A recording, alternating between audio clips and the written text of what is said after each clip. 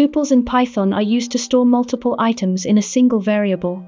They are immutable, meaning their values cannot be changed after creation. Tuples are defined using parentheses and are useful for grouping related data. Now we want to define a tuple, which is an immutable collection of values.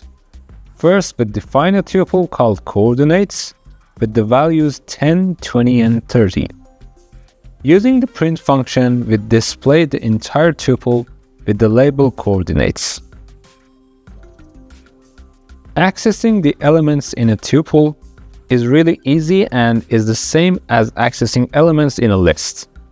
So we define our tuple, the coordinates as before, and we get the first element with index 0 and the last one with index -1, and we just use the print function to display them.